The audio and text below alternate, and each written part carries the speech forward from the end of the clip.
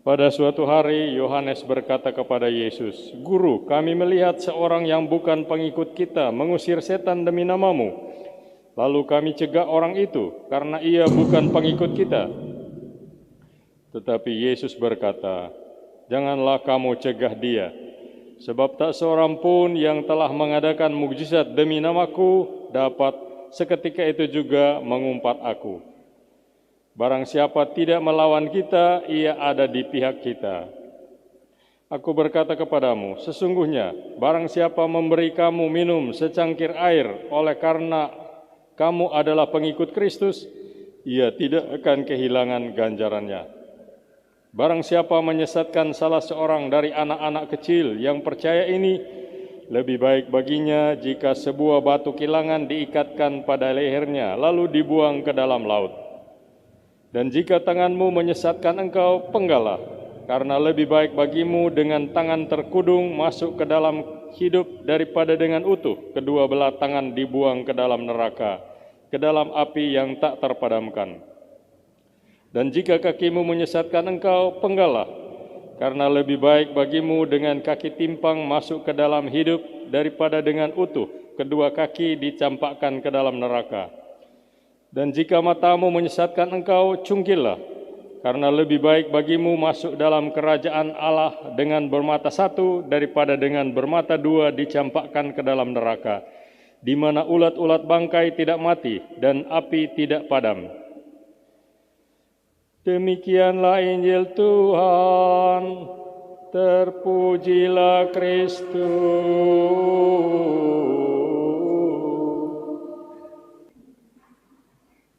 Saudara sekalian yang saya hormati, kekasih-kasih dalam Kristus, Injil hari ini terdiri atas dua bagian. Sebenarnya bagian kedua bicara mengenai penggalah dan cungkilah. Tentu tidak dimaksudkan Yesus secara harafiah, kita harus mengartikannya dalam arti idiom atau ungkapan. Seperti kita mengatakan mata pedang atau mata hati atau belahan hati dan seterusnya. Kita tidak bisa menafsirkannya secara harafiah, tetapi secara idiom. Tapi izinkan saya bicara mengenai hal yang pertama. Yohanes berkata kepada Yesus, "Guru, kami melihat seorang yang bukan pengikut kita mengusir setan demi namamu. Lalu kami cegah orang itu, karena ia bukan pengikut kita." Saudara sekalian, sikap dan pertanyaan Yohanes kepada Yesus bisa kita bandingkan dengan sikap dan pertanyaan ini. Sebagai orang Katolik, apakah kita harus mengutuk atau menerima orang-orang dari agama-agama lain? Mereka itu selamat atau akan binasa di api neraka? Sikap kita mesti eksklusif atau inklusif, menolak atau merangkul? Saudara-saudari, kita ada dalam bulan kitab suci. Kitab suci harus kita jadikan sebagai tolok ukur, sebagai penilai untuk menghakimi kebenaran-kebenaran yang kita yakini. Apakah kebenaran-kebenaran saya itu betul-betul benar? Bukan kebenaran kitab suci yang harus cocok dengan kebenaran saya, tetapi sebaliknya, kebenaran yang saya yakini itu yang harus cocok dengan kebenaran kitab suci. Mari kita simak kitab suci ini.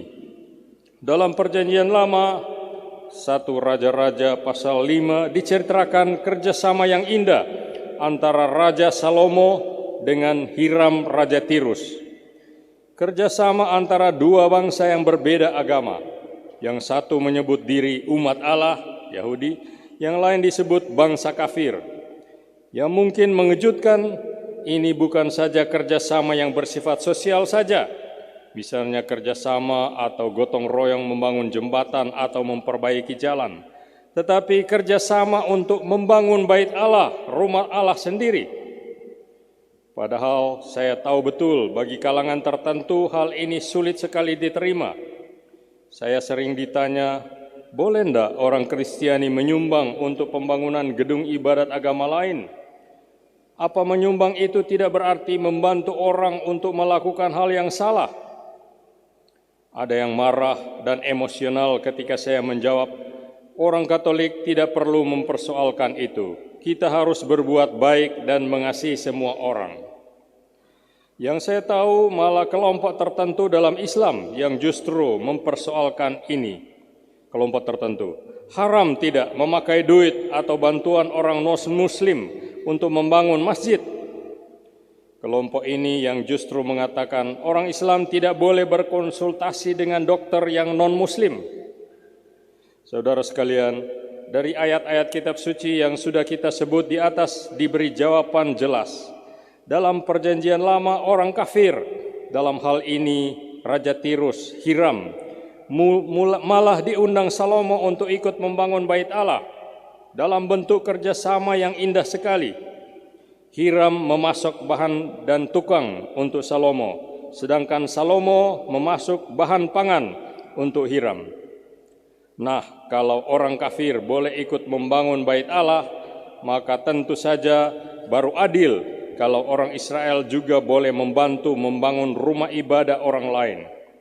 Tidak adil namanya kalau orang hanya mau dibantu tetapi tidak mau membantu. Saudara sekalian, waktu saya kerja di keuskupan, pada saat tertentu dari sekitar 10 karyawan di situ ada 3 orang dari gereja lain, dari gereja Protestan. Memang 1 orang kawin dengan orang Katolik dan jadi Katolik, tapi 2 lain tetap Protestan, 1 dari Gemim, 1 dari KGPM. Malah 1 bapak tetap aktif sebagai pengurus di kelompok PKB di jemaatnya. Saudara sekalian, kitab suci tidak menghendaki kita berpikiran serta bersikap eksklusif, seolah-olah semuanya mesti dari Katolik, oleh Katolik, dan untuk Katolik. Salah besar. Yesus justru mau supaya kita menjadi garam dan terang dunia, bukan garam yang disimpan rapat-rapat dalam lemari, tetapi garam yang asin dan mengasini, dan untuk itu ia justru mesti larut. Terang yang memancarkan cahaya di dalam kegelapan, berani dan mau berada di tengah kegelapan, bukan ditutup dengan gantang, berkutat di dalam dan ke dalam saja. Paulus berkata, kalau itu tergantung padamu, berbuat baiklah kepada semua orang. Yesus juga mengatakan hal itu. Apabila kamu mengasihi orang yang mengasihi kamu, apakah upahmu? Apabila kamu hanya memberi salam kepada saudara-saudaramu saja, apakah lebihnya daripada perbuatan orang lain? Saudara sekalian, kontak dan hubungan dengan orang-orang yang beragama lain sekarang ini menjadi semakin tak terhindarkan. Dulu masih ada yang disebut kampung Cina, atau kampung Arab, atau kampung Islam, kampung Tondano, atau kampung Jawa, dan sebagainya. Sekarang mungkin namanya masih dipertahankan, tetapi isinya sudah berubah. Rugi sendiri kalau masih mau eksklusif, kecuali kita mau menjadi kelompok yang terkucil dan terpencil, kita harus bergaul dan mau bekerja sama dengan semua orang. Malah yang ingin saya tekankan adalah, tunjukkanlah kerjasama kita yang sebaik-baiknya. Tunjukkanlah nilai lebih kita sebagai orang Katolik melalui kerjasama itu, yaitu bahwa kita lebih setia, lebih jujur, lebih tekun, lebih disiplin, lebih berprestasi, bukan lebih brengsek dibanding orang-orang lain, tapi juga lebih rendah hati. Oh, ini justru akan menjadi kesaksian yang sangat ampuh. Saudara-saudari, jangan takut bekerja sama dengan siapapun. Di Indonesia sekarang kan menjadi runyam, sebab orang diperlakukan berbeda-beda karena agamanya. Kalau agamanya berbeda, dipersulit di mana-mana. Kalau kita merasa sakitnya dibeda-bedakan oleh kalangan agama kita, oleh karena agama kita, maka kata Yesus, ya jangan melakukan hal yang sama kepada orang lain. Sakit disakiti, jangan menyakiti. Kita mau orang lain bekerja sama dengan kita, kita juga harus mau bekerja sama dengan orang lain. Dalam Matius 7:12, Yesus bersabda, segala sesuatu yang kamu kehendaki supaya orang perbuat kepadamu, perbuatlah demikian juga kepada mereka. Itulah isi seluruh hukum Taurat dan kitab para nabi.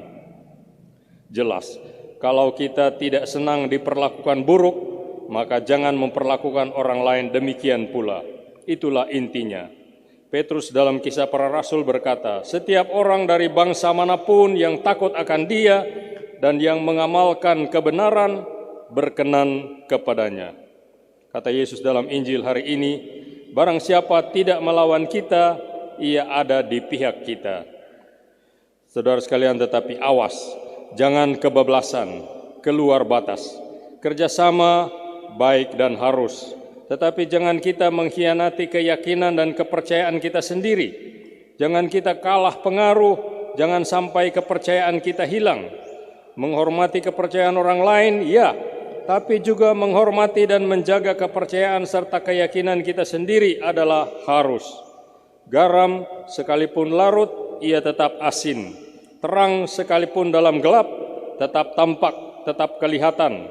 Tidak pernah ada kegelapan yang bagaimanapun yang bisa menyembunyikan terang. Amin.